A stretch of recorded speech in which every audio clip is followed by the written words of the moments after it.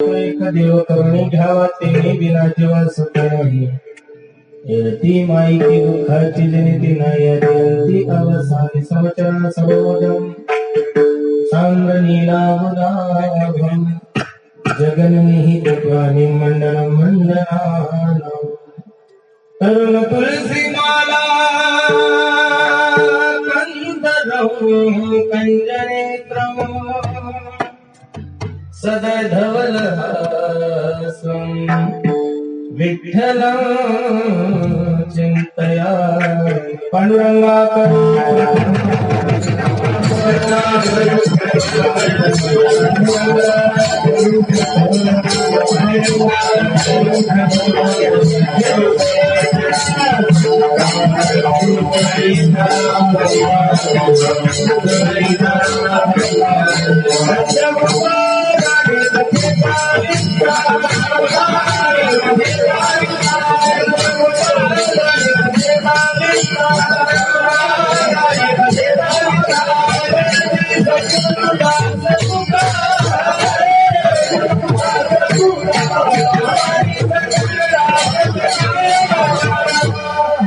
ओम नमो ज्ञानेश्वरा करुणाकरा दयाळा तुमचा अनुग्रहाद रूपावन झालो चराचरी संपाद्य ज्ञानांचे विदाय भक्तीं विलोकितोयन समाधियाजा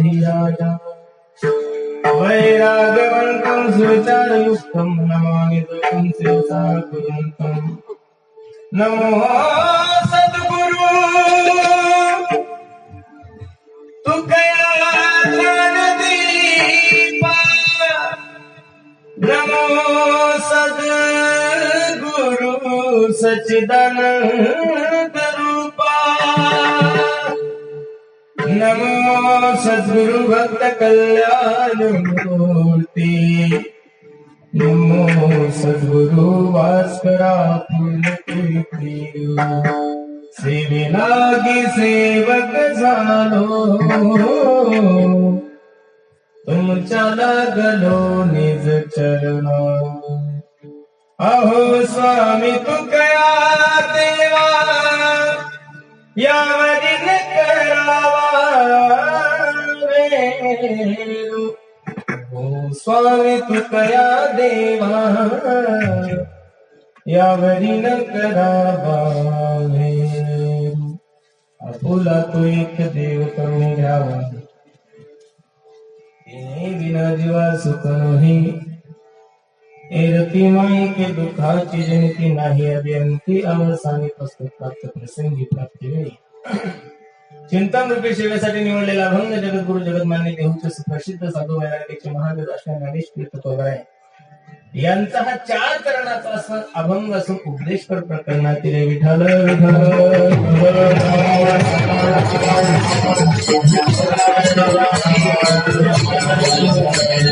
अभंगाचा प्रतिपाद्य विषय बघण्यापूर्वी थोडासा परिहार द्यायचा थोडा परिहार म्हणता तरी कसं येईल मला एवढा कुंभमेळा तुम्ही भरवला खरोखर मग काहीतरी पूर्वजन्मीचं पाप हे मला जेवढे दिवस तुमचं माझं दर्शन आनंद झालाय मला जेवढे लोक आज कुंभमेळाचे महाराज ऑगस्टच्या 1 तारखेपासून आजची तारीख किती आहे 10 डिसेंबर दररोज 2 कीर्तन आहे महाराज फक्त आजच कीर्तन 2 नाहीये पण एवढ्या कीर्तनामध्ये एवढा सुंदर माहोल माझ्या जीवनातलं पहिलं गाव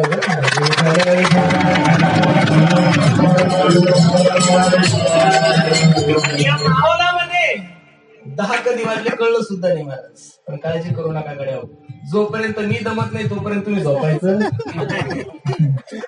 जोपर्यंत मी कंटाळत नाही तोपर्यंत तुम्ही झोपायचं नाही ओव्हर टाइमची काळजी करू नका कारण तारीख सावकारांनी घेतली त्याच्यामुळे ओव्हर टाइमचा ताण घ्यायचा नाही कारण की 2 माणसं आपल्या सोबत असे एक पोलीस म्हणजे काही बी झालं तर काही ताण नाही आणि पैशाचा काही विषय नाही सावकार सांगायचे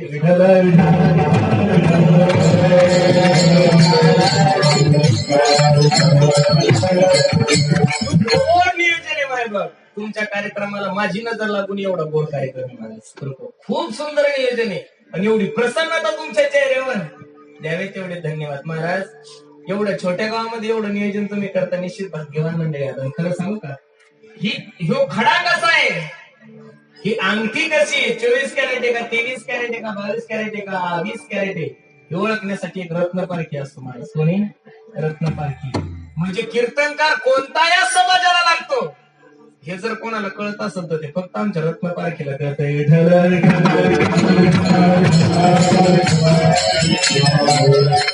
थोड्या वेळात मला अभंगाचा भाव तुमच्या समोर ठेवायचा महाराज, फक्त कीर्तन ध्यान देऊन ऐका. माईकवाले दादा, ज्यावेळेस प्रमाण होईल, ज्यावेळेस गायन चालू होईल त्यावेळेसच आवाज वाढवा सर्वांची, एकदम सारखे सगळ्यांचे आवाज करू नका. विठ्ठल विठ्ठल विठ्ठल.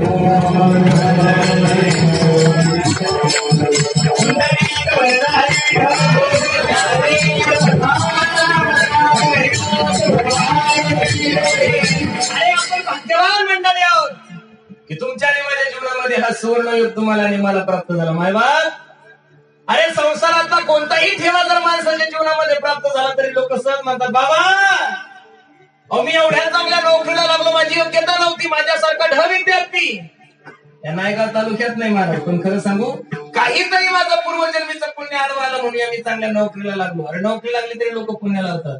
एखादा व्यक्ती जर नाही करून नांदेडला चाललाय टू व्हीलरवर आणि भरधाव ट्रकने उडवलाय दादा, त्याला रक्ताच्या थारोळ्यामध्ये माणूस पडलेला आहे, अँब्युलन्स वाव करत होती, अँब्युलन्स मध्ये त्याला टाकलं जातं, नांदेडच्या सर्वात मोठ्या महागड्या हॉस्पिटलमध्ये त्याला भरती केलं जातं.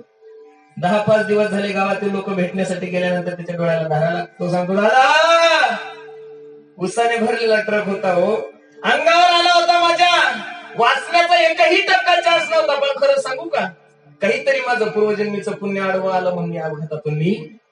अरे नोकरी लागली तरी लोक तुम्ही पुण्य लावता, अपघातातून वाचला तरी लोक पुण्य लावतात. काही माशे त्याच्या पुढचे ते म्हणतात, महाराज काहीतरी पूर्वजन्मीचं पुण्य म्हणून एवढी चांगली बायको भेटली नाही तर अवदासाच.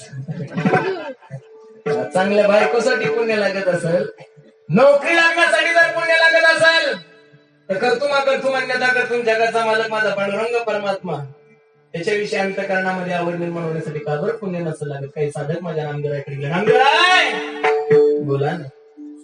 जगाचा मालक बोलतोय नामदेवराय तुमच्या सोबत, जगाचा मालक दूध पितोय नामदेवराय तुमच्या हाताने, जगाचा मालक नैवेद्य खातोय. काय केलं याच्यासाठी तुम्ही? नामदेवराने जे उत्तर दिलं ते ऐकण्यासारखे नामदेव सांगत आहो. जन्मोजन्मी आम्ही बहुपुण्य केले,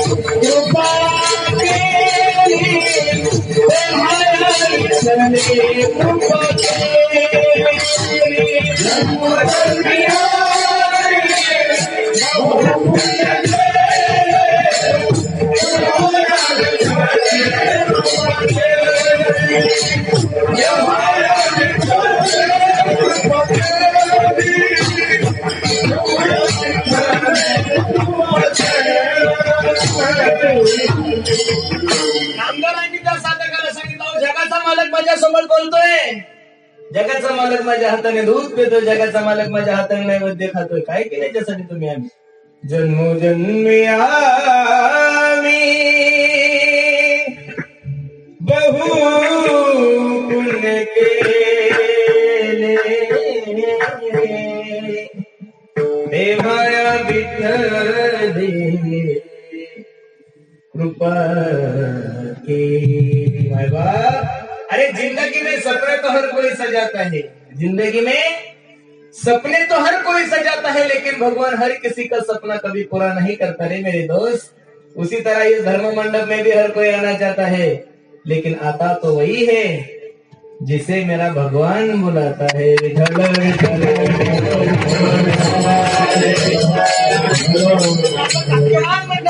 आणि तुम्हाला सर्व माय बापांची सेवा करण्यासाठी निवडलेला अभंग तुकोबरायचा। या अभंगामध्ये मध्ये तुकोबरा उपदेश करतात। मायबाप अभंगात प्रवेश करण्यापूर्वी शंका निर्माण करेल। उपदेश करण्यासाठी माणूस अधिकारी असावा लागतो। बेसूर माणूस स्वर्गोत्तम माणसाला उपदेश करू शकेल? बेतालवाला तालावाल्याला कसं उपदेश करेल महाराज? काय तुकोबरायचा अधिकार आहे? किती उदाहरण सांगायचे? तुकाराम तुकाराम नाम घेता कबीर, धन्य तुकोबा समर्थ जेनी केला पुरुषार्थ। किती माझ्या जगत गुरु तुकोबरायचा अधिकार आहे, सगळं सांगायचं गरज नाही मला। तुकोबरायवर जरी बोलायला गेलं तर रात्र निघून जाईल, कळणार नाही वेदाचा तो अर्थ। विठ्ठल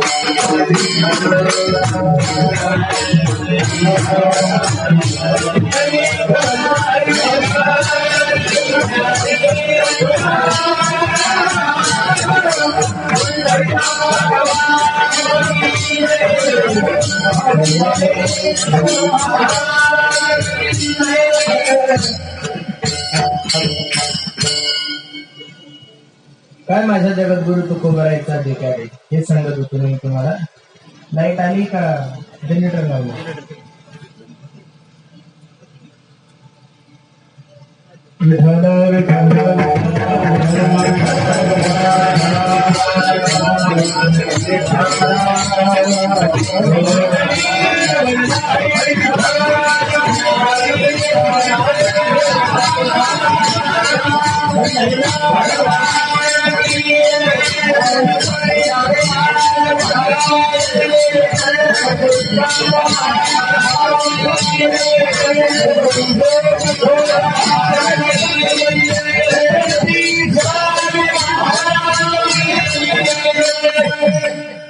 काय माझ्या जगत गुरु तुकोबरायचा अधिकार आहे माझा? एक छोटस उदाहरण सांगतो म्हणजे तुकोबरायचं तुमच्या लक्षात येईल काय अधिकार आहे। कीर्तन फक्त शांत चित्ताने ऐका महाराज। सगळे विषय कीर्तनात होणारे पहिला मला अभंग सुरू द्या, बरोबर आहे काय? वारकरी संप्रदायाचा काही नियम आहे। माझ्यापेक्षा वरिष्ठ कीर्तनकार मंडळी माझ्या समोर बसलेले, बाबा सुद्धा बसलेले। आपलं काही इंदोरीकर सारखं नाही बरं, पहिल्यापासून हा हो तसं नाही। एक वारकरी संप्रदायाची काही मर्यादा आहे महाराज, बरोबर आहे का? ते मर्यादेनेच कीर्तन करणार। आपल्या दुकानात सगळा माल आहे, फक्त काय माझ्या जगत गुरु तुकोबरायचा अधिकार आहे? जगत गुरु तुकोबराय भजनाला भामचंद्र डोंगरावर जायचे, कोरड्या डोंगरावर जायचे। एक वेळ आई साहेबांनी बरोबर मालक काय गावले? तुकोबराय प्रेमाने आपल्या बायकोला आवले म्हणायचे। काय गावले? मालक दररोज भजनासाठी जाता, कधी भामचंद्र डोंगरावर जाता, कधी कोरड्या डोंगरावर जाता। मला खूप फजिती होती हो, कधी ह्या डोंगरावर कधी त्या डोंगरावर।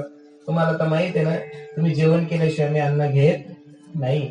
बरेचसे अज्ञानी कीर्तनकार कीर्तनात असंही बोलून जातात की तुकोबरायची पत्नी भान कुदळ होती। सांगणारा कीर्तनकार आहे हजार नव्हता त्यावेळेस, ऐकणारे लोकही नव्हते, तरी पण लोक भान कुदळ म्हणतात। अरे मला माहित आहे जगद्गुरु तुकोबरायची पत्नी भान कुदळ होती, पण भांडण पांडुरंगासोबत करत होती महाराज। तुकोबरावर तिचा अत्यंत प्रेम होता. हो, जी माय माऊली नवरा जेवेपर्यंत जेवत नव्हती, ती माय माऊली भांडकुदळ कशी बरं असेल महाराज. तुकोबराव म्हणतात, आवले मी ज्यावेळेस जातो नका भस्माला त्यावेळेस असं ठरवून नाही जात, आज भंडारे डोंगरावर जायचं, भामचंद्र डोंगरावर जायचं, घोराळा डोंगरावर जायचं. माझे पाय मला जिकडे घेऊन जातात ना मी तिकडे जातो. मग मी ओळखायचं कसं? तुकोबराचा अधिकार सांगतोय महाराज तुम्हाला. तुकोबराने सांगितलं, आवले मी ज्या रस्त्याने जाईल ना ग, त्या रस्त्याची माती उचलायची आणि कानाला लावायची. त्या मातीतून जर श्री विठ्ठल ध्वनी आला ना, समजून चालायचं मी त्या रस्त्याने गेलो असेल. काय ताकद असेल माझ्या तुकोबराच्या पायाची महाराज. अरे जगद्गुरु तुकोबराचे सजीव पाय ज्या निर्जीव जमिनीला लागते, ती जमीन जर विठ्ठल विठ्ठल म्हणत असेल तर काय माझ्या तुकोबराचा अधिकार असेल महाराज. आणि ते तुकोबराचे आम्हाला उपदेश करतात महाराज. मानवी देहाचा प्रत्येकाचा एकच विचार येतो, म्हणजे सुखप्राप्ती व दुःखाची निवड. बरोबर आहे का नाही? प्रत्येकाचे प्रयत्न त्याच्यासाठी चालू. तुम्ही सर्व शेतकरी बांधव आहात. अरे रात्रंदिवस आपण शेतामध्ये एवढे कमाल कष्ट करतो. कोणी व्यापारी असेल, कोणी उद्योजक असेल, कोणी नोकरीधारी करत असेल, एवढे रात्रंदिवस तुम्ही कष्ट करता. हे देवासाठी करता का पैशासाठी करता? बोलत चला. कशासाठी? कशासाठी? रात्रंदिवस आपण शेतामध्ये कष्ट करतो, देवासाठी का पैशासाठी? कशासाठी? बोला, लाजू नका गड्या, बोला. कशासाठी? अरे तुम्ही शेतामध्ये कापूस लावता, सोयाबीन लावता, तूर लावता, हळकुंड लावता, हळद बिळद काय लावता, हे देवासाठी का पैशासाठी? कशासाठी? पैशासाठी. मी बुलढाणा जिल्ह्याहून प्रवास करत तुमच्या गावाला कीर्तनाला आलो, देवासाठी का पैशासाठी? बोला काहीतरी, बोला.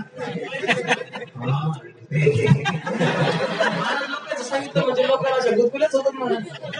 हा लोक तुम्ही आमच्या उन्हाळ्यात काही कळत नाही, इतके जळतात लोक आमच्या दाराला. काहीतरी आले बघा बगळे, कपडे पाहिलं की बगळे म्हणतात लोक. अरे मी म्हणतो जळतात कशाला, तुम्ही महाराज ना. अरे हे कपडे आमच्या जवळ येण्यासाठी, ह्या गाडी येण्यासाठी आम्ही शेळ्या भाकरीचे कुटके खाल्ले रे आनंदीमध्ये. मी मागाशी शावकाराला सांगितलं, शावकार माझ्या घरची परिस्थिती एवढी गरीब होती की 6 महिने मला इंद्रायणीच्या घाटावर झोपावं लागलं, तर राहायला सुद्धा रूम नव्हती महाराज. एवढे कष्ट केले तेव्हा कुठं आता सोन्याचे दिवस आले. लोकांना फक्त गाड्याच दिसतात, कपडेच दिसतात. वयाचा 28 रनिंग चालू आहे माझी, फक्त 28 रनिंग मध्ये कमीत कमी 40 रोग झाले असतील शावकार.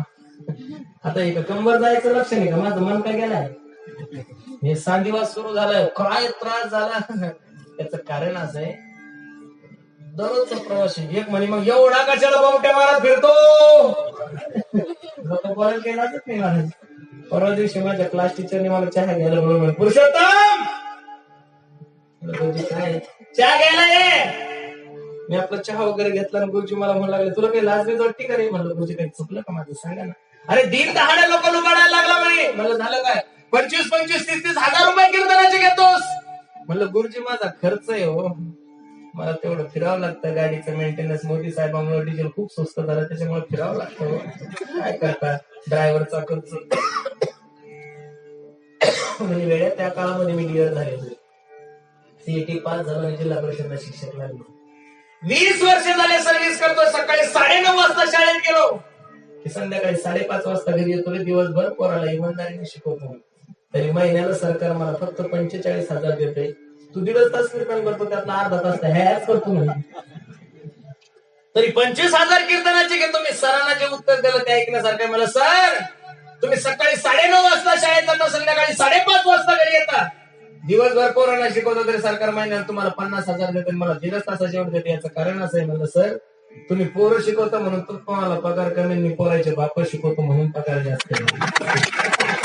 लहान पोराचं जीवन खूप सोपं आहे का नाही? आपण जर म्हणलं ए फॉर ऍपल, ते म्हणते फॉर ऍपल.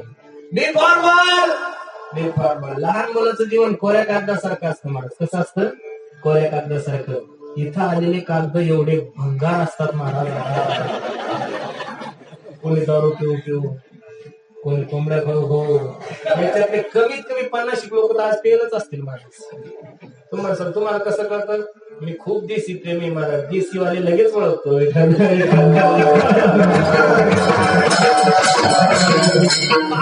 दिवसापूर्वी परभणी जिल्ह्यात गंगाखेड तालुक्यात माझं कीर्तन होतं, जागराचं कीर्तन होतं. माझ्या समोर एक म्हातारा बसलो होतं. एवढं काळं होतं महाराज, एवढं काळं की काला मीन्स काला. अजिबात गोरा नव्हता, दातच फक्त दातही नव्हते त्याला. इतकं काळं डग बसलं होतं, इतकं टेन्शन. आणि गरमीच्या सारखीच होत होती. नेमकं उघड बसलं, गळ्यात माळणी, असं वाटलं भारताचा दुष्काळच माझ्या समोर येऊन बसला. बरं एक हसीनं बी डोल्यानं बी कीर्तन संपलं माझ्या दर्शनाला. म्हणलं बाबा मला नाही वाटत 2019 इलेक्शन तुम्ही पासाल. वय झालं, तोंडात दात नाही, गळ्यामध्ये माळ घाला. ते हळू चालू माझ्या कानात म्हणे, महाराज आता कशाला थोड्यासाठी माझा जीव वाटतो, पहा किती हलकं ते मारा. तोंडात दात नाही पण लोक खायचं सोडत नाही. असे काही म्हातारे मेले. मग हे आमच्या टाळकरी महाराज लोक म्हणतात, अहो तू मेलाय हो, त्याच्या गळ्यामध्ये त्याच्या तोंडामध्ये तुळशीचे पानं घाला. खरं सांगा, जनगावात कोंबडी ठेवली नाही, ज्याच्या भेनं शेतात बकऱ्या चरायला येत नव्हत्या, एवढं बावळटेल त्याला तुळशीच्या पानाला काय होणार आहे. असं जर दलिंदर मेलं तर कोंबडीचे पकड आला त्याच्या तोंडात, तुळशीच्या पानाला काय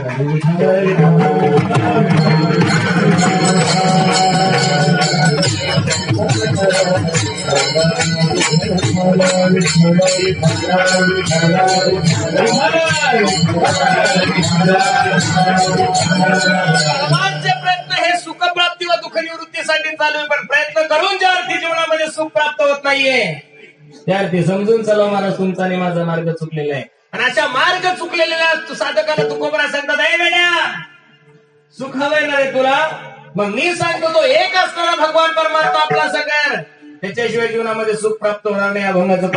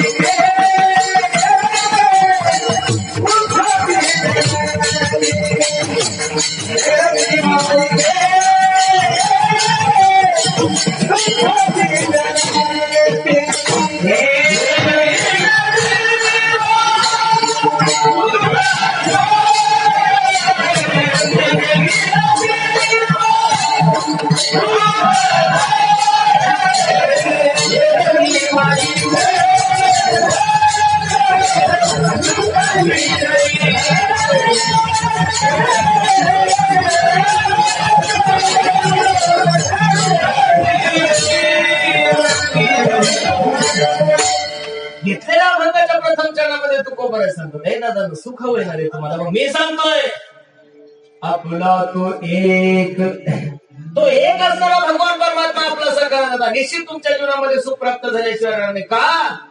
कारण की सुखरूप ऐसा माझ्या पांडुरंगा पण तुमच्या आणि माझ्या जीवनातली फसगतच ही झालेली दादा. ज्या ठिकाणी सुख शोधायचं त्या ठिकाणी शोधत नाही, ज्या ठिकाणी नाही शोधायचं तिथं शोधल्याशिवाय राहत नाही. प्रत्येक व्यक्ती संसारामध्ये सुख शोधतोय. संसारात कसं बरं सुख भेटेल? जो देखे सो दुखिया बाबा सुखिया कोई नहीं रे, जो देखे सो दुखिया बाबा. कौन कौन दुखी है? राजा दुखिया, प्रजा दुखिया हो, दुखिया दिन पैरागी. आज जर आपण विचार केला दादा तर महाराष्ट्रातलेच राजे घायवरले असं समजू नका. दिल्लीतले सुद्धा घायवरून गेले की 2019 ला काय द्यावे लागतील काही सांगता येत नाही. आणि ज्या देशाचा राजा दुःखी आहे त्या देशाची प्रजा कशी बरं सुखी राहील. अरे आज या महाराष्ट्राची परिस्थिती एवढी खराब आहे महाराज. दररोज फिरतोय आम्ही, आम्हाला माहिती कुठं काय कुठं काय. असे काही काही गाव मला पाहायला भेटतात महाराज. सप्टेंबर पासून त्या गावाला पट्ट्यांकर चालू झाले. त्या दिवशी नाशिक जिल्ह्यात मालेगाव तालुक्यात गेलो, त्यांनी सांगितलं म्हणे महाराज 17 ते 18 दिवस मिळून आम्हाला प्यायचं पाणी येतंय म्हणे महाराज. तिथं माय मावल्या आंघोळ करत असताना कशा करत होत्या माहिती का, बाजीवर आंघोळ करायची, बाजीवर. आणि बाजून जे पाणी खाली सांडेल ना महाराज ते एका पातेल्यात धरायचं, त्याला कपडे धरायची परिस्थिती महाराज. सरकारला माझी विनंती, सरकार कोणतंही असं मी कोणत्या सरकारची निंदा नाही करत. जसा तुम्ही आमच्या विद्यार्थ्यांना न्याय दिलाय, मराठी समाजाच्या मुलांना 16% आरक्षण दिलंय महाराज, तसं सरकारला माझी विनंती. सरकार जेवढा खर्च तुम्ही क्रिकेटवर करता, जेवढा खर्च तुम्ही फिल्म सिटीतल्या हिरोवर करता, जेवढा खर्च तुम्ही स्वतःच्या प्रचारासाठी करताना सरकार, तेवढा खर्च जर तुम्ही महाराष्ट्रातल्या शेतकऱ्यासाठी केला तर महाराष्ट्रातला एकही शेतकरी आत्महत्या करणार नाही. काही गरज नाहीये. 2020 कप मध्ये एक खेळाडू 10,000 कोटी रुपयामध्ये विकत घेतला जातो महाराज. काही फायदा नाही त्या 2020चा. आज अब्जावधी रुपयाचा सट्टा लागला जातो त्या क्रिकेटवर. काय फायदा आहे महाराज. आणि आता जाऊन पहा काही काही लोकांकडे. दिवाळीच्या पिरियड मध्ये मी घरी असताना एक मायमावली माझ्याकडे आली म्हणे, पुरुषोत्तम मला काय गाजी काय नाही रे, मला 50 रुपये देतोस का. मला काय झालं तुला पैसे का. म्हणून माझी विनंती आहे सरकारला, हात जोडून विनंती आहे, कधीतरी येऊन त्या एसी रूम मधून उतरून एकदा इथं येऊन पाहो महाराज काय परिस्थिती महाराज. द्यावे तेवढे धन्यवाद आहे. तुमचं गाव पाहून वाटत नाही महाराज तुम्ही एवढा मोठा सप्ताह करता. काय देवाला काही कळत नाही महाराज. एवढा चांगला सप्ताह केल्यानंतर महाराज देवाला तुम्हाला कोणत्याच गोष्टीची कमी ठेवली, पण देव गेले हुशार आहे महाराज. पुण्यवंत पाताळ लोकी वेला, देवाचं गणित उलट आहे महाराज. दारिद्री तो भाग्यवंत केला, चोरट्याचा बहुमान वाढविला. आणि त्या बलीने राज्य दिलं तर त्या बलीला पाताळात नेऊन घातलं. एवढा देव जनाबाई म्हणे ना, हे विठ्या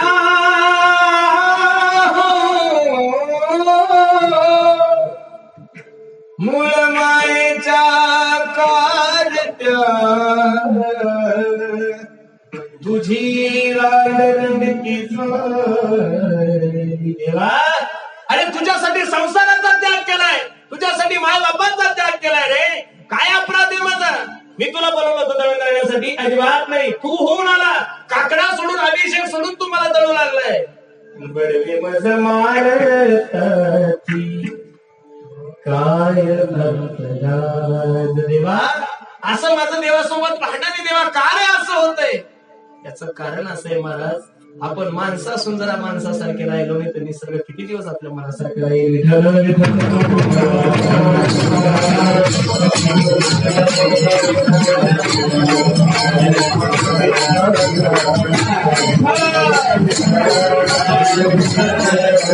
राजा दुखिया प्रजा दुखिया. ज्या देशाचा राजा दुःखी त्या देशाची प्रजा दुःखी राहते, आणि ज्या देशाची प्रजा दुःखी त्या देशाचा साधू कसा बरं सुखी राहील महाराज. मग सुखी कोण आहे. सुखी राम के दास. भलेही प्रत्येक व्यक्तीचं दुःख भिन्न भिन्न असेल दादा, पण प्रत्येक व्यक्तीला कोणतं कोणतं दुःख निश्चित आहे. कोई तन दुखी, कोई मन दुखी, कोई धन बिन रहत उदास. तुम्ही निरीक्षण करा माझ्या देवाचं महाराज. काही काही लोकांकडे संपत्ती एवढी दिली, पण शारीरिक सुख थोडंही दिलं नाही महाराज. अजिबात नाही. 5-5 कारखान्याचे चेअरमन असतात महाराज, पण चहा पाहिजे की शुगर वाटते, देव चहा पिते नाही. खरंय देवाचं. भारतातले जेवढे मोठे दिग्गज राजकारणी ना त्यांना कोणालाच पोरग दिलं नाही. सगळ्याला पोरीची आग लावायला सुद्धा पोरग नाही महाराज. मडकं धरायला सुद्धा नाही. संपत्ती एवढी की अख्खा महाराष्ट्र बसून खाईल, पण आग लावायला पोरग दिलं नाही. एकालाही नाव तुम्हाला सर्वांना माहिती, कीर्तनात घ्यायची काही गरज नाही. बरोबर आहे की कोणालाच पोरग नाही महाराज. सगळ्याला पोरीचे. आग लावायला सुद्धा पोरं नाही. ज्यांना खायला भेटत नाही नांदेडच्या प्लॅटफॉर्मवर जाऊन पहा, संध्याकाळी मोजून घाला झोपी घालावं लागतात. हाय का गेलं पण वर्षाला एक पोरं. देवाचं गणितच असं आहे. जे पाहिजे ते भेटत नाही, नको ते भेटल्याशिवाय. आज आमच्या गावात एक पोरग होतं महाराज, 750 एकर जमीन आहे त्याच्या बापाकडे. एवढं शायनिंग मारायचं, मला भेटलं की म्हणायचं पुरुषोत्तम बा. म्हणलं काय रे. मी अशी बायको करणार म्हणे, अशी बायको करणार की आपल्यासारखी सुंदर बायको अख्ख्या तालुक्यात नसली पाहिजेत. मला चांगली गोष्ट आहे दादा, देवानं तुझी इच्छा पूर्ण करावी अशी माझी विनंती देवाला. नेमकं त्याचं लग्न ठरलं, देवानं असं काळं डांबर त्याचं असं काळं डांबर टाकलं, मला भेटलं तर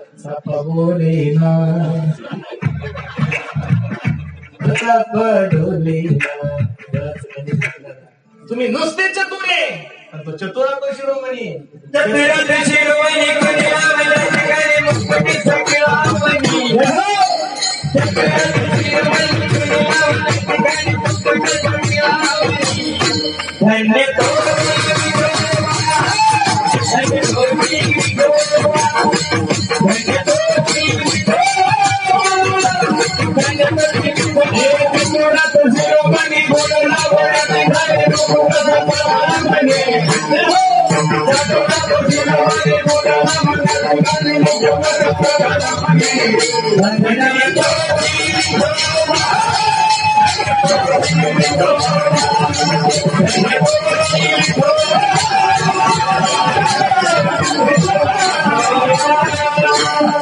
आपण नुसते चतुर आहे, पण आपल्या चतुराईमध्ये आणि भगवंताच्या चतुराईमध्ये फरक आहे. आपली चतुराई सापेक्ष आहे. सापेक्ष म्हणजे त्याच्यात काहीतरी अर्थ आहे, त्याच्यात काहीतरी स्वार्थ आहे. पण माझ्या भगवंताची चतुराई निरपेक्ष आहे दादा. माझ्या भक्ताचं रक्षण होण्यासाठी, माझ्या भक्ताचं कल्याण होण्यासाठी माझं वाटोळं झालं तरी चालतं, पण देव चतुराई करतो. तुमचं तसं नाही, दुसऱ्याचं घर जळलं तरी चालतं, पण आपलं वांग लोक आपल्या भारताचं मंत्रिमंडळ अमेरिकेला गेलं. साहजिकच आहे, अमेरिकेला गेलं म्हणजे काही आठवण थोडं गेलं असं, माहित नाही गेलं. अमेरिकेच्या लोकांनी सांगितलं, अरे 3-3 लाखामध्ये एक उमेदवार निवडून आलाय, चांगली व्यवस्था करा बरं, सुंदर असं गेस्ट हाऊस बुक केलं महाराज. फ्लाईट 1.5 तास लेट झाली म्हणून मिटिंगला उशीर झाला. गडबड सरबड तिथे गेले, सगळ्यांनी आंघोळी बिंघोळी केलं. ते अमेरिकेचे म्हणजे, अरे यांना खायला काय करायचं, अरे लवकर कांदा पोहे करा म्हणे. सुंदर असे कांदा पोहे केले, पण कांदा पोहे द्यायचे कोणत्या प्लेटमध्ये, आता कोणत्याही प्लेटमध्ये खायला काही महाराज लोक आपल्याला कसंही जमतं महाराज. आपण महाराज लोक कधी प्लॅस्टिकची जमती, स्टीलची जमती, पंढरपूरच्या वारीला आपण हातात बी घेऊन खातो महाराज, कारण आपल्याला काही अभिमानच नाही. बरोबर ते हुशार होते, ते म्हणे, अरे वेड्यानो 3-3 लाख मतं निवडून आलेला एक उमेदवार आहे, चांगली व्यवस्था करा. ते म्हणे करायचं काय, काही नाही म्हणे, चांदीची डिश आणि सोन्याचे चमचे द्या. ठीक आहे, सुंदर अशा चांदीच्या डिश आणि सोन्याचे चमचे. हे लगेच फ्रेश झाले, कपडे बिपडे घालून मेकअप करून बसले जेवायला, पण नाश्ता करायला बसले. चांदीचे डिश आणि सोन्याचे चमचे पाहिल्यानंतर काही चमच्याच्या तोंडाला पाणी सुटले. चमचा भारताचा मंत्री म्हणे, अरे नालायक का भारत खाल्लाय तुम्ही, काय नाही खाल्लं. 1947 पासून लोक जेवढं खायला लागले महाराज, त्यांची काय पचन क्रिया लोकांची. अख्खा चारा खाल्ला होत्या, लालू नका पोट हे काय चारा, बैलाचा चारा कुठे खात असते. अख्खे धरणाचे धरण खाल्ले काही लोकांनी, काही अख्खे उड्डाण पूल खाल्ले, काही नुसते हवे रोडवर खाऊन घेतले महाराज, लोकांना दिलेच नाही. खाण्याचा भाग वेगळा आहे, कोणी घरकुल खातंय. आणि हल्ली स्टँडर्ड, अरे 13-13 हजाराचे गोरगरिबाचे संडासी सुद्धा खायला लागले हे लोक. ही का खायची गोष्ट आहे, बरोबर. भारत स्वतंत्र झाल्यापासून लोकांची खाण्याची प्रक्रिया खूप वाढली महाराज. ते म्हणे, अरे अक्का भारत खाल्लाय रे तुम्ही, थोडस नका चव घालू. पण ज्याला खायची सवय महाराज, ते कुठं ना कुठं हात मारतं. म्हणजे धरिता ही परी यानं विचार केला, चमचा तर खायचा, चमचा तर चोरायचा, पण कोणाला कळू द्यायचं नाही. आणि असे विनोद सांगायला सुरुवात केली. असे विनोद, एक विनोद तर एवढा भयान सांगितला महाराज, भारतातले मंत्री तर सगळे खाली पडले पोट धरू, पण अमेरिकेचे मंत्री पडले. यानं चमचा उचलला खिशात घातला, कोणाचंच लक्ष गेलं नाही. पण एका भारतातल्या मंत्र्यानं पाहिलं, यानं खाल्ला मी का नको. पण 2 चमचे जर गायब झाले तर यांना संशय येईल. एक गायब झाला म्हणते त्या भांड्या कुंडात पडला असेल, कुठेतरी हरवला असेल. पण 2 जर चमचे गायब झाले तर नक्की आपली तलाशी होईल. यो विचार करायचा, चमचा तर खायचा, पण कोणाला कळता कामा नये.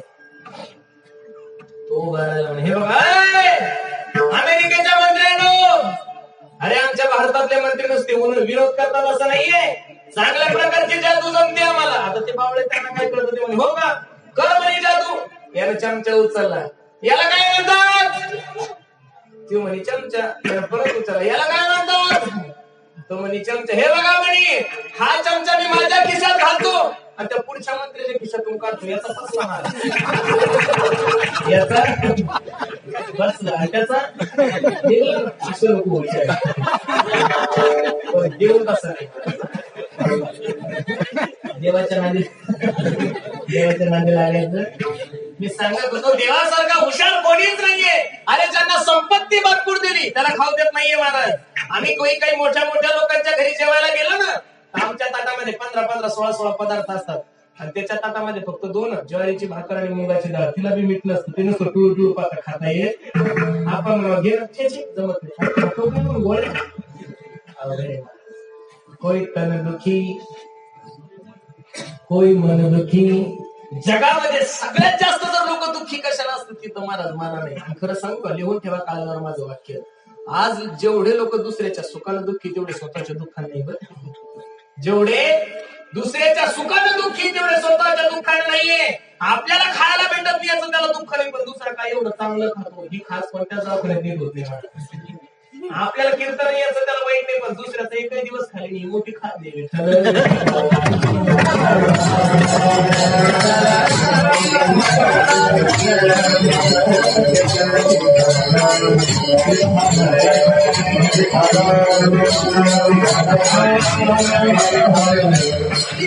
जेवढा वेळ दुसऱ्याच्या जीवनासाठी खर्च करतो तेवढा वेळ जर माणसानं स्वतःच्या जीवनासाठी खर्च केला तर काही दुःख होण्याचं कारणच नाही महाराज.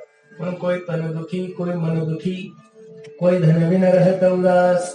काही लोकांकडे पैसा नाही म्हणून दुःखी आहे. काही एवढा पैसा झाला की ते जीएसटी म्हणून दुःखी आहे. आणि तिसऱ्यापेक्षा 31 महाराज लोकांनी पाहून दुःखी आहे. माझी विनंती, काही गोष्टी माणसाला प्रारब्ध झालेल्या. अन्नमान धन एक व्यक्ती मला म्हणे महाराज कष्ट केले की माणूस मोठा होतो, करोडपती होतो. मला तुला कोणत्या बाबाने सांगितलं? अरे कष्ट करून जर माणूस करोडपती झाला असता, कष्ट करून जर माणूस मोठा झाला असता तर माझा शेतकरी कधीच गरीब राहिला नसता. मला थोडे कष्ट करता भाऊ, तुम्ही खूप कष्ट करता. अरे सोयाबीनच्या आडातवर जर तुम्ही सोयाबीनची गाडी घेऊन गेले ना, त्या आडतचा मला खुर्चीवर बसला असतो महाराज. आलेल्या लोकांना चहा पाणी पासून मस्त सिगरेट म्हणत बसतो. आखी गाडी खाली करतो तो हमाल. एक पोत 100 किलोचा असतं महाराज. असा घाम जातो त्याचा. हिवाळ्याच्या दिवसात टपाटप घाम पडतो.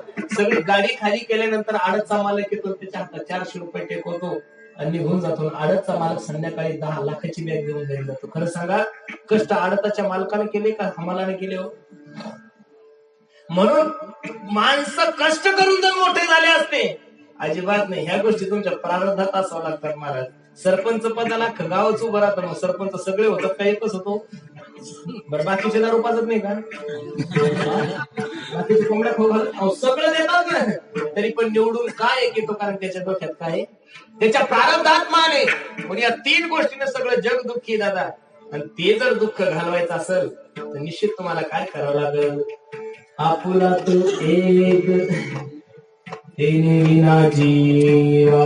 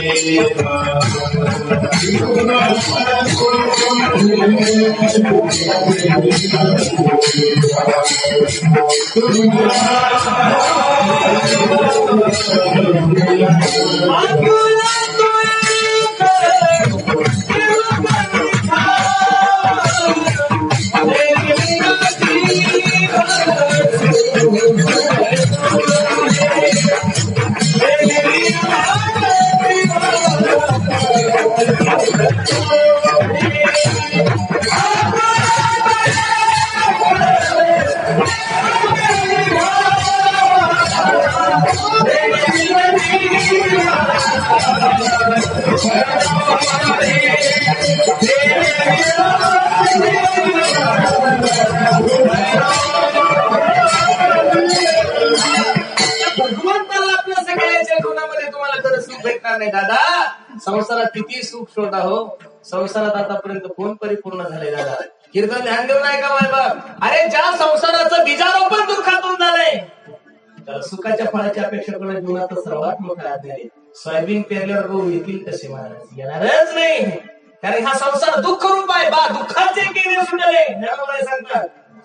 बा दुःखाचे गेले सुटले जे मरणाचे भले लोटले ते मृत्यू लोकीचे घडले हाते वेळे. मग महाराज संसार खोटा आहे, संसार खोटा आहे, संसार खोटा आहे. मला खरा काय वाटतो? इथं येणारे कीर्तनकार तुम्हाला कंबर बांधून धरून हेच सांगताय संसार खोटा आहे. बसणार समाज कीर्तन संसार का सोडत नाही याचं कारण सांगू? अरे सांगणाऱ्या कीर्तनकाराने जर संसार सोडला नाही तर ऐकणार कधी सोडतील? साहजिक खरं वाटलंही पाहिजेत का? कारण नित्य व्यवहार संसाराशी असल्यामुळे संसार खरा वाटतो. विषय विषयाचा बळी पडू, गोड परमार्थ लागे कडू कडू विषय तो गोड जीवासी झाला. अरे संस्काराचे संसार आपल्या अंतकरणावर एवढे झाले. आता मेला पंचा मेला बाप बसना गेला.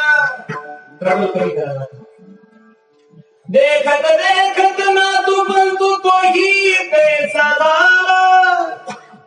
एवढा जागा पाठी भय आले मोठे. तुम्ही सर्व शेतकरी बांधवा, तुम्हाला पटल असं कीर्तन करतो महाराज मी, अजिबात लोड घेऊ नका, फक्त कोणी उठू नका माझा. तुम्ही शेतकरी, तुमच्याकडे जर 10-12 म्हशी असेल, म्हशी चालण्यासाठी जर शेतात गेले, आपली म्हैस दुसऱ्याच्या शेतामध्ये जाऊ नये म्हणून माणूस काय करतो, हातात काठी घेतो आणि हल्या हो हल्या हो हल्या होच करतो ना. कदाही हो म्हणतो, म्हशीला हल्या होच म्हणतात. म्हशी आहे का तुमच्याकडे? मग आपली म्हैस दुसऱ्याच्या शेतामध्ये जाऊ नये म्हणून माणूस दिवसभर हल्या हो हल्या हो हल्या हो हल्या होच करतो का? कारण आपली म्हैस दुसऱ्याच्या शेतात गेले की दुसऱ्याच्या मालाचं वाटलं होईल. मग संध्याकाळी घरी येतो, म्हशी बिशी बांधतो, दूध बीत काढतो, जेवण करतो, झोपतो. दिवसभर हल्या हो करणारा माणूस रात्री झोपलो तरी झोपेल. हल्या हो हल्या हो करतो का करतो? कारण त्याने दिवसभर काय केलं? अरे दिवसभर केलेल्या म्हशीचं चिंतन जर ती म्हैस तुम्हाला झोपेत सोडत नसेल, आपल्या बाप दाद्यापासून करत आलो संसार एवढा सहज असं कसं खोटं वाटलं? याच्यापेक्षा सोपं करून सांगू तुम्हाला, पटल असं सांगतो. पूर्वी माझ्याकडे गाडी नव्हती, त्यावेळेस नाशिक जिल्ह्यात कीर्तनाला गेलो. कीर्तन संपलं, घरमालकाने सांगितलं म्हणे पुरुषोत्तम सकाळी 6 वाजताची पहिली गाडी आमच्या गावात. मग आराम करा. मी आपले कपडे वगैरे काढले, लुंगी लावली, झोपायला गेलो. माझ्या अगोदर त्याचा मुलगा तिथं बसलेला होता, तो झोपलेला नव्हता. तो रात्री 12-1च्या सुमारात असं करत होता. रात्री कोणत्या देवाचं भजन करत असेल, पण मी खूप थकलो होतो प्रवासाने. मी लगेच अंगावर घेऊन झोपलो. सकाळी 5 वाजता मी स्वच्छालयाला उठलो तरी त्याचा तोच दणका चालू होता. मग तुम्हाला खूप आवडलं मला, पुरुषा तू महाराज असून रात्री देवाचं भजन करत नाहीये. पोरगा रात्री 12 वाजल्यापासून सकाळी 5 वाजेपर्यंत देवाचं भजन करतय. आंघोळ केलं, पहिलं त्याच्या बापाचं दर्शन घेतलं. म्हणलं बाबा धन्यवाद पिता, काय सात्विक पोराला जन्माला घातलाय बाबा तुम्ही. रात्री 12 वाजल्यापासून सकाळी 5 वाजेला तुमचा पोरगा देवाचं भजन करत होता. बाप माझ्याकडून नुसता पाहतच होता म्हणे महाराज अजब करू माझं छे छे छे छे छे तसल्या भानगडीत नसतं म्हणे ते. म्हणजे लोकांना ही भानगड वाटते महाराज. लोक महाराज टायर पंक्चर झाला की म्हणा आता बसा टाळ कुठं कुठे कशाला काय म्हणतील काही सांगता येत नाही. त्यांना म्हणलं मग तुमच्या पोराला याचा नाद नाही, मग रात्री 12 वाजल्यापासून सकाळी 5 वाजेला असं काय करत होतं? बापाने जे उत्तर दिलं ते ऐकण्यासारखं. बाप म्हणे महाराज आता 10-12 दिवस झाले हो आमच्या ग्रामपंचायतीचं इलेक्शन झालं म्हणे. काय म्हणलं? आता 10-12 दिवस झाले ग्रामपंचायतीचं इलेक्शन झालं म्हणे महाराज. जेव्हापासून पूर्व ग्रामपंचायतला पडलं तेव्हापासून रात्री झोपी दिलाच होतो. 10-12 दिवसाचं ग्रामपंचायतीचं इलेक्शन जर तुम्हाला रात्री झोपीत पाया पडायला लावत असेल तर अनादी काळापासून करत आलेले संसार एवढा सहज असायचे का खोटा वाटेल? याच्यापेक्षा सोपं करून सांगू, अजून सोपं करून सांगू. रामनवमी हनुमान जयंतीच्या पिरियड मध्ये महाराज लोकांना दररोज दोन कीर्तन. आता तर दररोजच आहे म्हणा, पण रामनवमी हनुमान जयंती थोडं दाट असतं कारण प्रत्येक गावात सुट्टी असतात. नवीनच लग्न झालेलं होतं माझं. एका कार्यकर्त्याचा फोन आला, पुरुषोत्तम काय आमच्या गावातील एक प्रतिष्ठित व्यक्ती वारली, कीर्तन कॅन्सल झालं. एवढा आनंद झाला महाराज. उन्हाळ्याचे दिवस कीर्तन कॅन्सल झालं. म्हटलं मस्त आराम करू, गाडी हा एकदम मस्त घरी कूलर बिलर लावून. लग्न झालेलं होतं. बायको माझ्याकडे आली म्हणे मालक मला काय लग्न झाल्यापासून नुसतं रामायण कीर्तन भागवतच करता, हल्ली तुम्ही माझ्यावर प्रेमच करत नाही. मला वेडी का तू? काय कमी आहे का तुला? 15 लाखाची गाडी, बसण्यासाठी गळा भरून सोनं आहे, कपाट भरून साड्या आहे, जेवायला चांगलं आहे, RCCचा बंगला आहे, सगळं आहे ना. बायको मला म्हणे महाराज हे तर माझ्या बापाच्याही घरी होतं, तुम्ही त्याला यात काय विशेष? महाराज लोक अख्ख्या महाराष्ट्राचं दुःख बंद पाडतात, पण घरी गेल्यावर बायको बंद पाडते महाराज. आम्ही फक्त कीर्तनात गप्पा मारायचो. अहम ब्रह्मास्मी तत्त्वमसी प्रज्ञानम ब्रह्म. रात्री 11 वाजता गेला आपण दारात थाप टाका, बायको म्हणती भोपे अहम ब्रह्मास्मी. चॅलेंज महाराज. जगात बायको सारखी त्रासदायक व्यक्ती कोणीच नाही. एक माणूस म्हणजे तुम्हाला एवढं कसं तळतळीने बोलता तुम्ही? हो अरे त्यातलं एवढं काही खराब नाही बरं सावकार. माझा एक प्रश्न आहे, जाऊ द्या.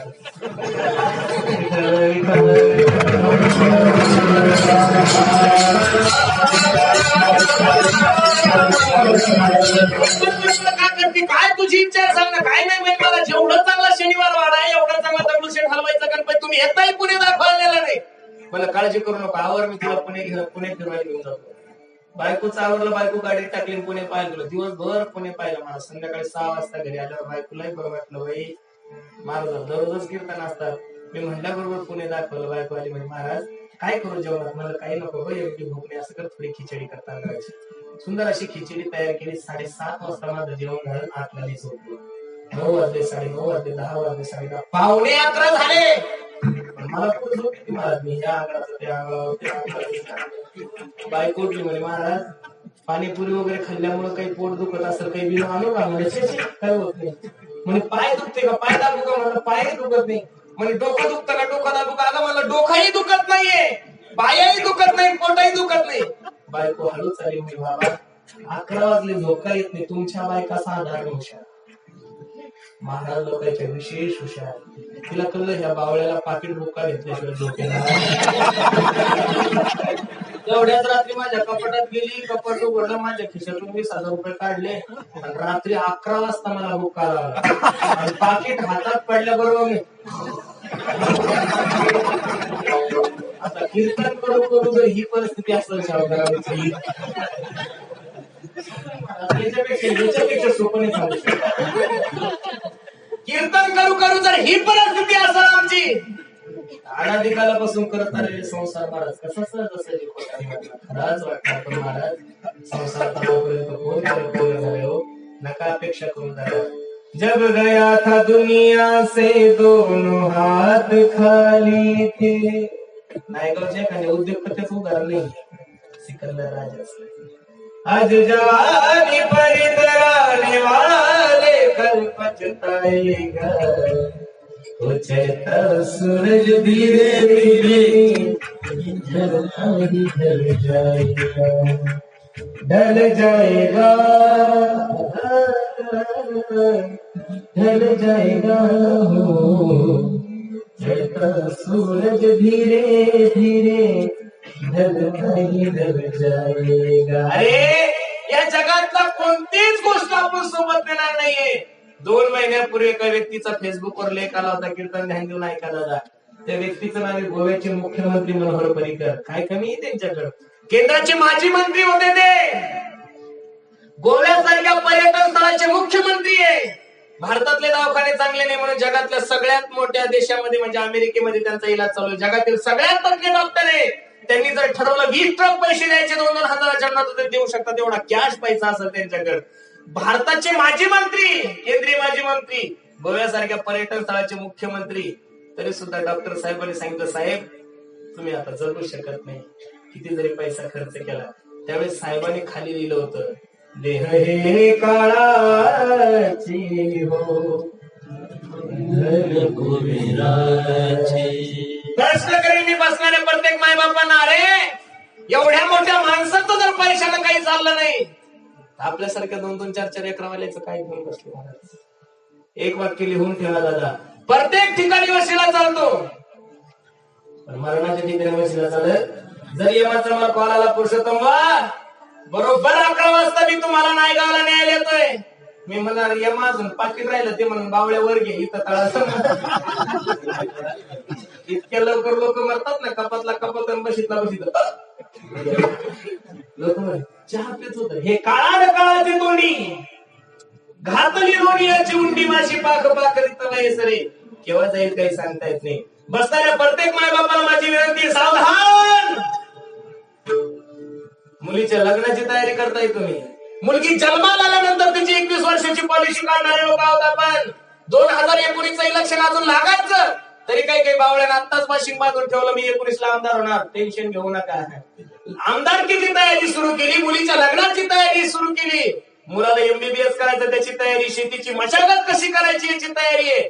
बसणाऱ्या मंडळीला माझा प्रश्न आहे, बसणाऱ्या मंडळी कधी आपल्या मरणाची तयारी केली का? का करत नाही तुम्ही? तुम्हाला मरणाची काय तयारी लिहून ठेवा. जिंदगी जब तक रहेगी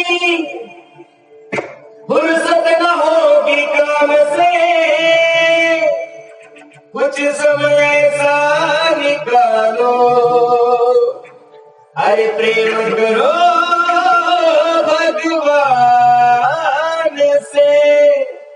एवढा वेळ माझ्या देवासाठी देत चालला रे. एवढा गोल्डन चान्स तुम्हाला दिलाय. मी नेहमी कीर्तनातून सांगतो, गेलेली बायको परत येईल, गेलेला पैसा कमवता येईल, गेलेली संपत्ती परत कमवता येईल, गेलेलं पद प्रयत्न करा परत मिळेल, पण जीवनामध्ये एक गोष्ट कधीच परत मिळत नाही. Life is not once more. Life is not once more. अरे डॉक्टर लोकांच्या पाया पडतात लोक. डॉक्टर साहेब 50 लाख रुपये घ्यावं माझ्या पोराला वाचवा, 1 मिनिट सुद्धा आयुष्य भेटत नाही महाराज. पण एवढा सुंदर चान्स भेटलाय ना, निश्चित या संधीचं सोनं करा. लोकांना अभिमान आहे महाराज, मी गावचा सरपंच आहे. अरे असे किती सरपंच मातीत घातले त्यांना. मी गावचा आमदार आहे. कशाचा आमदार फिरणार महाराज? राजारावना सारखा एवढा मोठा राजा मातीत घातला तर आपल्यासारखेच काय करून बसले? अजिबात ताण घ्यायचं नाही. आणि एक नेहमी या कलियुगाचा आया था नंगार जय गभिनंगा. तुमच्या परिसरामध्ये एखादा मुलगा जन्माला येताना त्याला काही 10 चक्करचा सातबार आणला का सोबत? येताना भोंगळे आले, जाताना सुद्धा भोंगळे जाणार. तुम्ही काहीच नाही घेऊन जात. किती जरी मोठा माणूस असला तर त्याला स्वतःच्या बंगल्यात नाही फुकत महाराज, त्याला स्मशानातच फुकतात. लय भारी असं तर चंदनाची लाकडं, याच्यापेक्षा अजून काय तुम्हाला ईश्वर? काहीच नाही. बरं लोक संसारातले एवढे हलकटे, आपल्या 4 बोटात 4 अंगठ्या असू द्या, गळ्यात लॉकेट असू द्या, हे बावळे रडता रडता आमच्या उपसतात असे.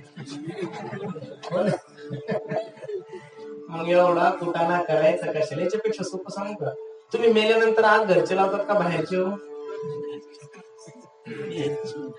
तुम्ही मेल्यानंतर आग घरचे लावतात का बाहेरचे? मग जी आग लावतात त्यांच्यासाठी एवढं कमवतात कशात? नाही जळायला लागले तर कोणी रॉकेट टाकतंय, कोणी पेट्रोल टाकतो. लय भारी असेल तर 2-3 किलो तूप टाकतो, पण फुकतो तुम्हाला. राष्ट्रपती तुकडोजी महाराजांचं पद आहे. तुतार्यांचा आवाज कमी कर, हे फक्त साऊंड आवाज आहे मला. तू घे घे घे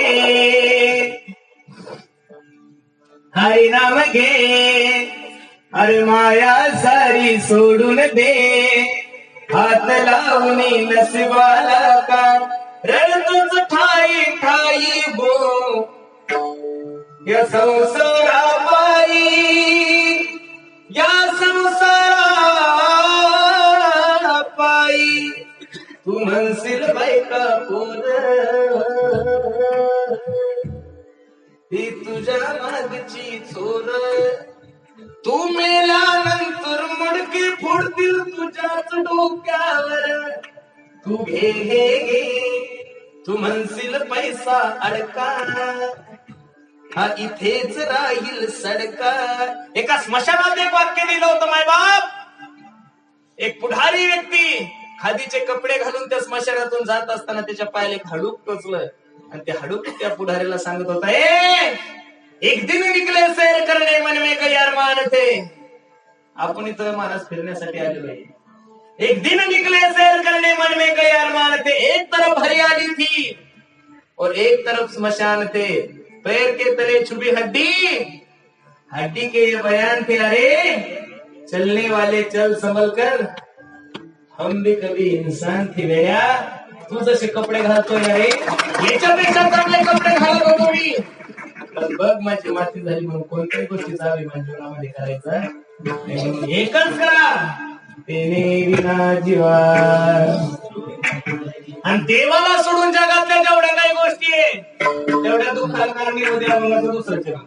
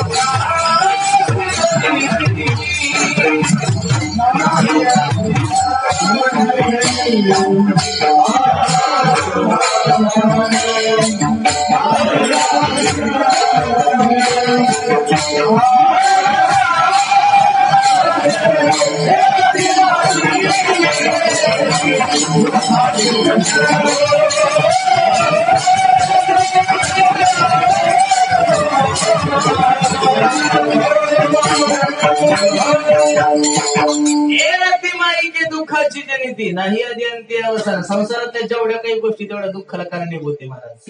सोपं प्रॅक्टिकली उदाहरण सांगतो तुम्हाला. ही जी माझ्या हातात घडी आहे, ही घडी सजीव आहे का निर्जीव आहे? हा, कशी घडी? सजीव आहे का निर्जीव आहे? हा, कोण म्हणलं सजीव? निर्जीव घडी, बरोबर आहे का नाही? खरं सांगा, ह्या घडीला मी धरलंय का तिनं मला धरलंय? मी तिला धरलंय, बरोबर आहे का नाही? ही घडी जर मी अशी तमणपट ठेवून दिली, ती 10 वर्ष जरी इथं राहिली तर तिला काही गम नाही, बरोबर आहे का नाही? माझ्या हातातून घडी पडली आणि तिचं ते काच वगैरे फुटला. मी दुकानात गेलो, त्याने सांगितलं म्हणजे महाराज 2000 रुपये तुम्हाला लागेल, कारण तिचं सगळंच फुटलंय, आकडे विकले सगळेच गेले. खरं सांगा, त्रास घडीला झाला का महाराजाला? सोपं आहे ना दादा, याच्यापेक्षा अजून काय सोपं करून सांगायचं शाहूकर, मला काही कळत नाही. त्रास घडीला झाला का मला? का मला त्रास झाला की मी घडीविषयी ठेवलेलं ममत्व काय? एवढा सोपा वेदांत करून सांगाल मला? घडीविषयी ठेवलेलं मी ममत्व महाराज, आणि ते ममत्वच मला दुःखाला कारणीभूत ठरलं. अरे निर्जीव घडी जर खाली पडल्यानंतर महाराजाला एवढा त्रास होता असेल, सजीव बायको आजारी पडल्यावर काय परिस्थिती होत असेल महाराज? तुम्ही सगळ्या गोष्टीचं ममत्व करा, दुःखाला कारण व्हायचं काहीच कारण नाही. संसारात राहा, संसारी असा आहे. तुम्हाला संसार करत असताना असं नाही म्हणत मी सर्वांनी जंगलात जा, ब्रह्मचारा, नाही नाही नाही नाही, सर्वांनी संसार करा, पण संसार करत असताना कमळासारखा करा महाराज. कसा करा? कमळ हे गटारात उगवतं, पण गटारात उगून त्या कमळाचा एक चांगला गुण सांगू का? ते गटाराचा एक शिंतोडा सुद्धा अंगावर घेत नाही महाराज. त्याचं कारण काय? अलिप्त कमळ जळी जायचे, बरोबर आहे का नाही? जसं त्या जळामध्ये, त्या पाण्यामध्ये कमळ राहून सुद्धा त्याचा एक शिंतोडाही अंगावर घेत नाही, तसं आपण राहायचं. संसार एकदम थाटामाटात करायचा.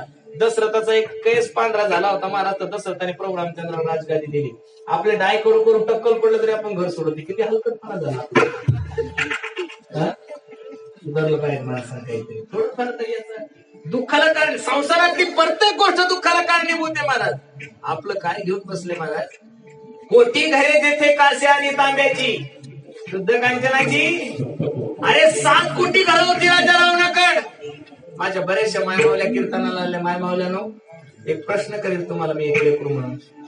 ज्या रावणाकडे 7 कोटी घरं सोन्याची होती, त्या रावणाच्या बायकोवर किती, त्याच्या बायकोच्या अंगावर किती सोनं असेल? आपण याचा विचार करू शकतो का? अजिबात नाही. एखादी विचार करायला जाईल का? आम्ही एखादी ताण घेऊ. आपल्याकडे एकच गहू म्हणायची पोत असते तरी बाबा एक एकदानी जर. काय माहितीये का, मायमावल्याचा एक सवय, मायमावल्यानं सोनं खूप आवडतं महाराज. मी नेहमी सांगत असतो, आमच्या गावात एक प्रकार घडला. आमच्या गावात एका पाटील समाजाच्या पोराचं लग्न होतं. त्याला गावात दौंडी दिली त्याच्या बापाने. ऐका हो ऐका, माझ्या एकुलत्या एक पोराचं लग्न आहे, प्रत्येकाने लग्नाला यायचं. प्रत्येकाच्या दारामध्ये एक इनोव्हा गाडी उभी केली जाईल. 750 एकर जमीन होती त्याच्याकडे, काय कमी होतं? आमच्या गावाच्या 10-12 गोरगरिबाच्या मायमावले एकत्रित आल्या. त्या म्हणे, का गो बाई, पाटलाच्या पोराचं लग्न आहे. मी तर असं ऐकलं की मुख्यमंत्री, आमदार, खासदार सगळेच येणार आहे, आणि आपण कसं जायचं? आपल्या गळ्यात तो फुटका म्हणे नाही सोन्याचा. त्या 8 जणीचा एक मुकरदम होता. मुकरदम म्हणजे टोळी अध्यक्ष. नसल टोळी अध्यक्ष कळत तर बचत गटाचे अध्यक्ष कळतील तुम्हाला. बचत गटाचे अध्यक्ष म्हणे, कशाला काळजी करते का? आता सोनारा नाही काढला की ते 250 रुपयात अर्धा किलो बँटेक. चला, 8च्या 8 आटत बसले, चिखलीला बाजारात गेला, 250 रुपयात अर्धा किलो सोनार. आणि हार काय, चप्पल हार काय, त्यात गहू म्हणायची बोत काय, ते कानातलं काय डुलं काय म्हणतात त्याला, झुंबर काय, आणि त्याला वेल काय.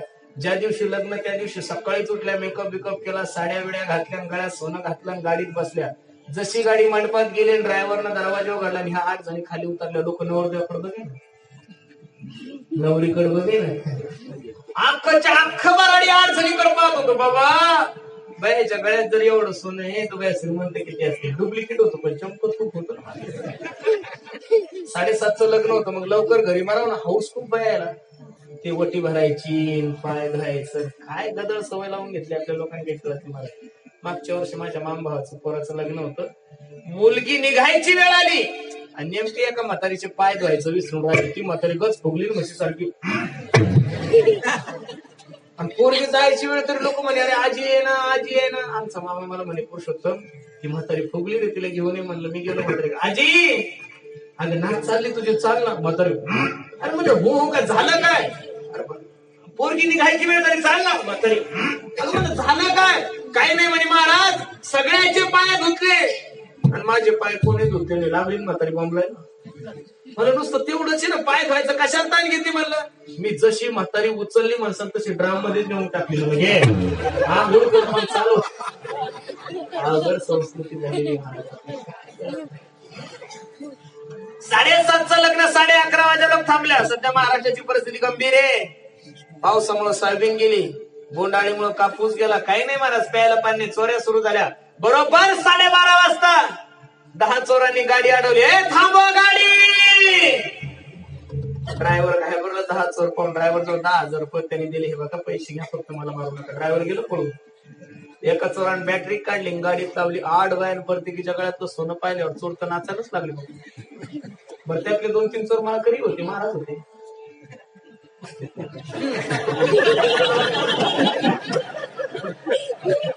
एक भजने होता चांगला. त्यानं ते बायाच्या गळ्यातलं सोनं पाहिल्यानंतर तर नाचायलाच लागला. आजी सोनियाचं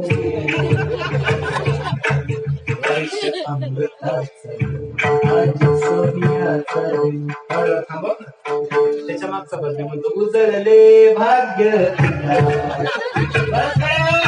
अशा दुष्काळामध्ये 4 किलो सोनं सापडलं. 30,000 जर गेलं तर 2 कोटीचं सोनं आहे. कोणी तलवारी काढल्या, कोणी चाकू काढले. बाया उतरा खाली. सगळ्या बिचाऱ्या खाली उतरल्या. काढा त्या गळ्यातलं सोनं. तर डुप्लिकेट होतं म्हणल्यानंतर काय लाज वाटायची. प्रत्येकाने गळ्यातलं सोनं काढलं, चोराच्या हातात दिलं. चोर निघून चालले. मग शांत मारा ना बाया. पण अध्यक्षाला भाषण ठोकायची खूप हौस. बचत गटाचे अध्यक्ष म्हणून मुंबईत घेऊन डुप्लिकेट तर काही गरज होती शांतपणा करायची, काही गरज नाही.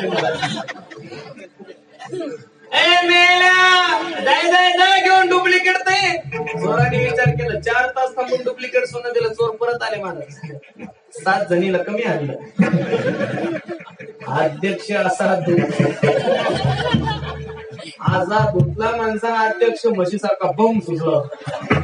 मी अध्यक्षाला सरकारी दवाखान्यात भेटायला गेलो तर अध्यक्ष नुसता माझ्याकडे पाहतच होता. चाफा बोले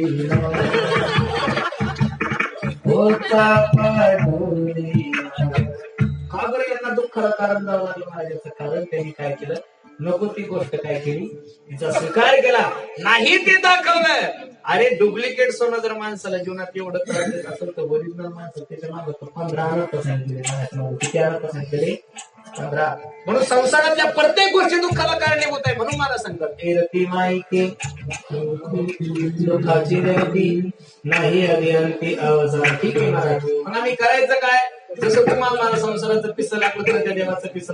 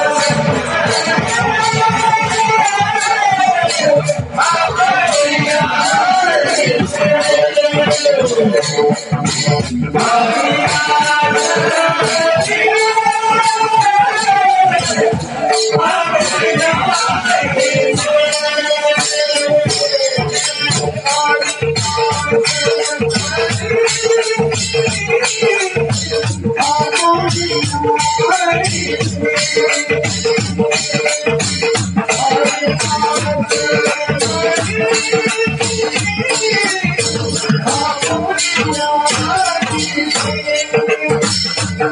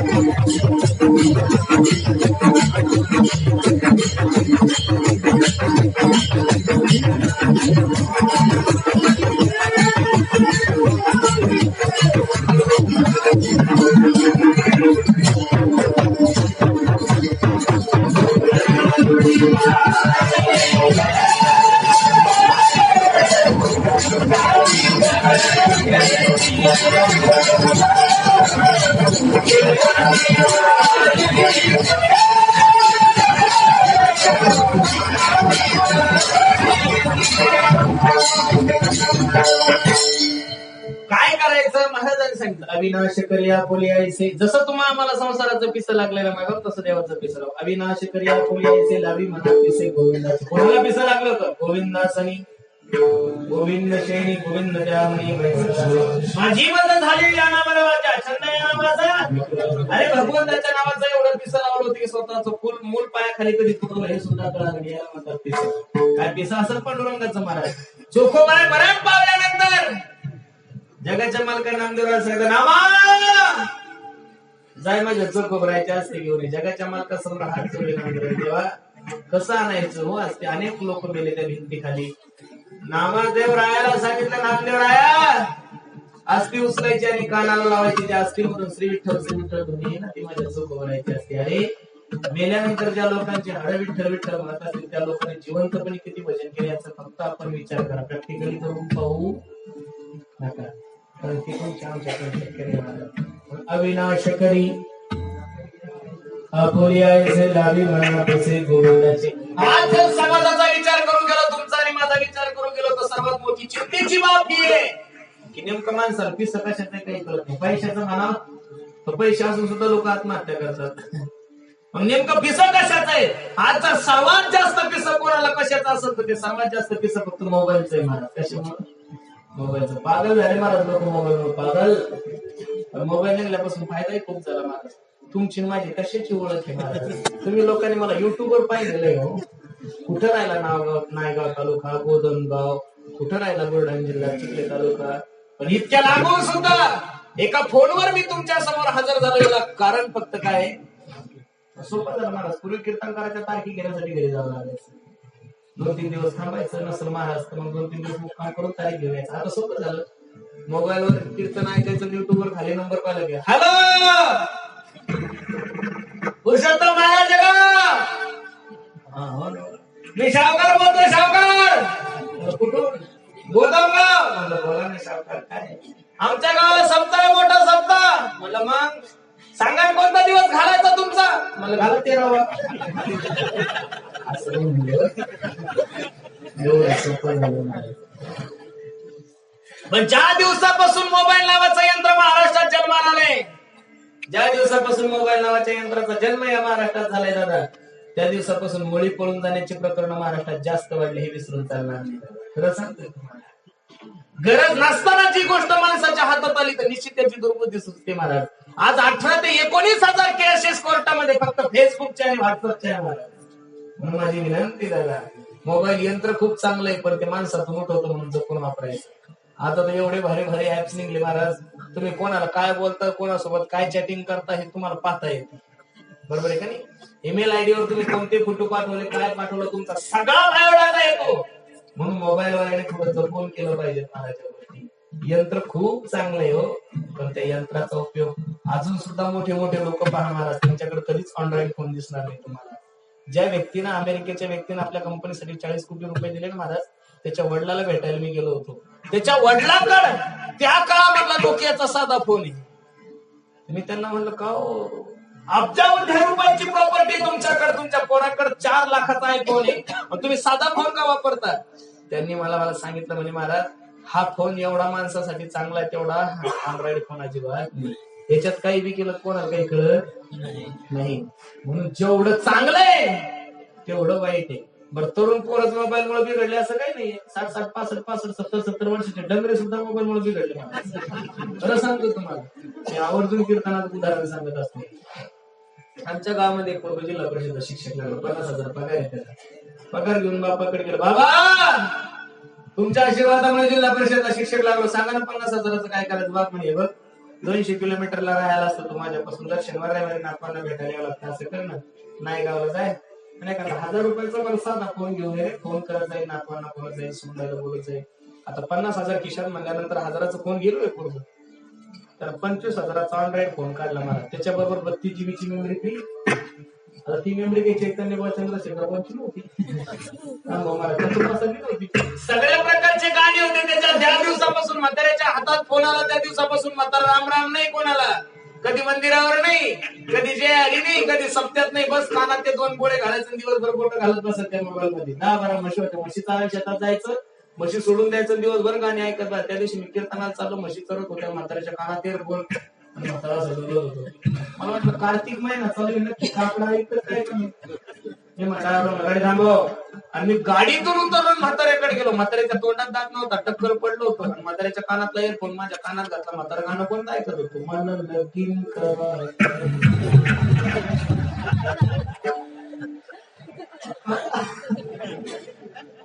नवीनच जोडा घेतला होता, मला तुला जोड. जशी गाडी फिरवली तशी म्हातारीकडे गेलो. आजी म्हणजे काय झालं रे कृष्ण? म्हातारा पागल झालाय म्हणलं, आपलं लगीन करायला पाहिजे, गाणी ऐकताय. जुनी मराठवाडी म्हातारी होती ती, म्हणे त्या मेल्याला घरी ते होते, जिल्फी घालीत मारते. 6 वाजता म्हातारा घरी गेलं, म्हशी पेशी बांधल्या, दूध काढलं, बायको सांगताय चहा ठेव. बायको भांडी आदळायला लागली. लाज नाही वाटत का? तोंडात दात नाही, टक्कल पडणार, लगीन करा पाहिजे, गाणे ऐकता का? कळतं का नाही? म्हातारीची टूप पेटली गड्या, पुरुषांनी काहीतरी लागलं. म्हातार म्हणे, माझा काय दोष आहे? तुझ्याच पोरांना मोबाईल घेऊन दिला, त्यानंच गाणे भरून दिले, मी काय करू? मग कीर्तन ऐका, भागवत ऐका, रामायण ऐका, हे का वय ऐका? म्हातार घाबरलं वेडे.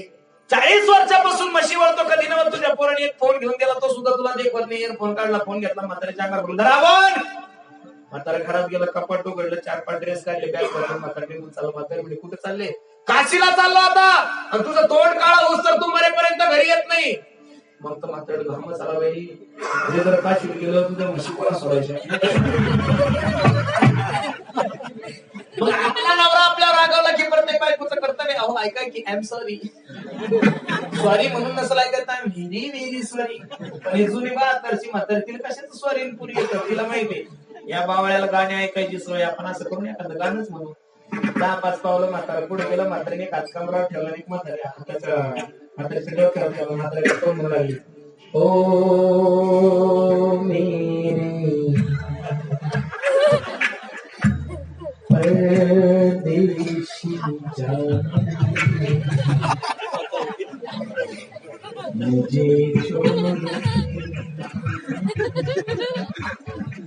राग आला होता महाराज म्हातारीला. म्हातारीचा तरी म्हातारीकडे पाय ना. मग तो म्हातारी जोरात जोरात बोंबलायला लागली, हर पल मेरी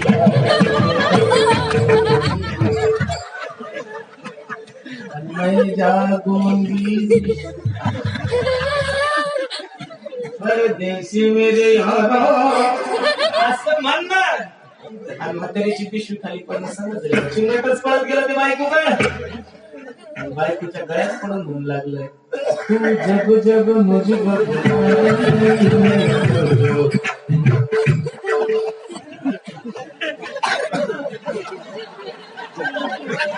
अरे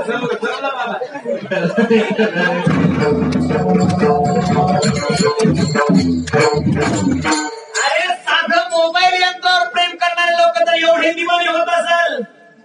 माझ्या मीराबाईने देवावर प्रेम केलं होतं महाराज. हो मैं तो दीवानी बनी शाम पिया की बनी रे मैं तो दीवानी बनी. काय प्रेम असं झालं. काहे तेरी अखियों में पानी हो काहे तेरी अखियों में पानी हो कृष्ण दीवानी मेरा प्रेम दीवानी दीवानी दीवानी दीवानी हो मेरा प्रेम दीवानी हो मेरा कृष्ण दीवानी. हंस के तू पी ले विष का प्याला हे काहे का डर तो है संग है गोपाला. हे तेरे तन की ना होगी हानि तेरे तन की ना होगी हानि हो कृष्ण दीवानी मेरा प्रेम दीवानी.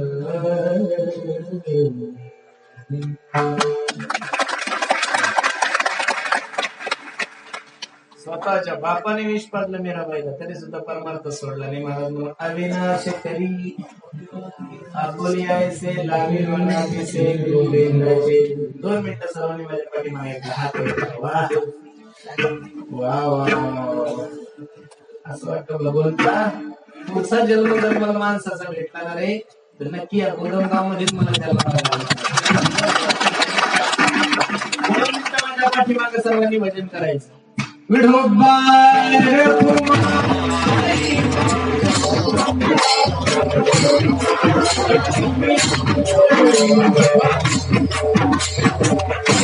एक 2 मिनिटं माझ्या पाठीमागे मी नाव करायचं. खूप गोड भजन म्हणत असते. नवीन येते आज मार्केटला मी ऐका कारण सगळं मार्केटला पहिलं पुरुषोत्तम दादा सांगतात बाकी सगळे कॉप्या करतो ना. ऐका खूप गोड. हात वर करा सर्वांनी. वा एकदम गोड आणि हळू पाठवा दादा. सर्वांनी मस्त साफ करा. पाठीमागे तिकडं अपक्ष उमेदवार हा हा थोडं करा. नानो नारायण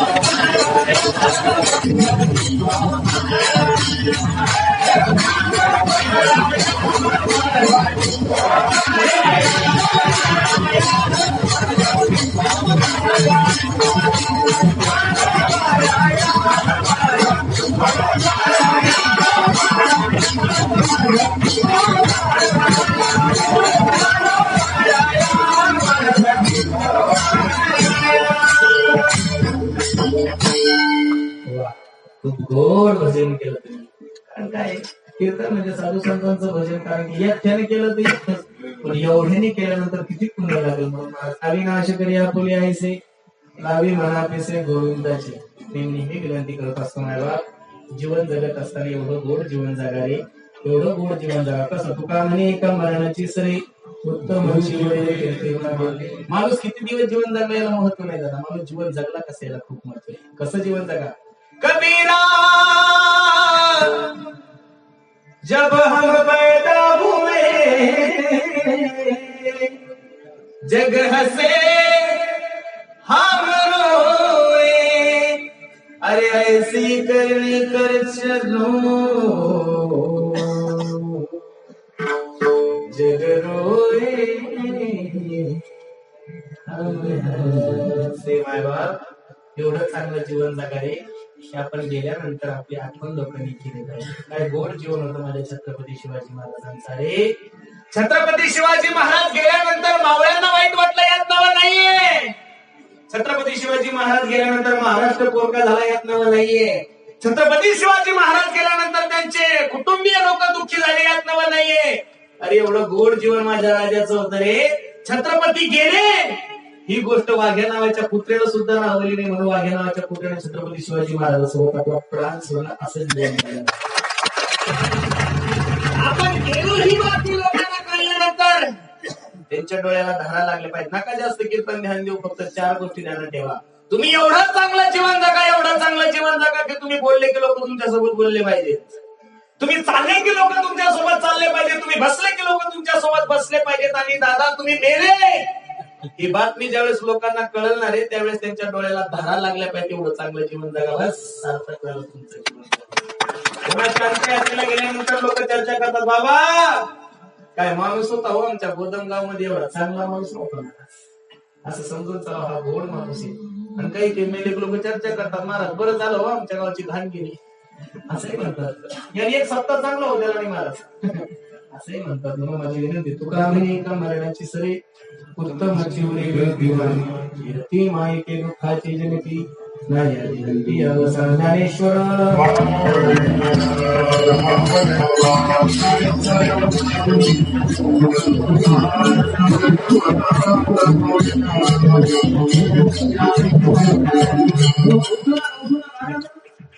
बसा बसा बसा बसा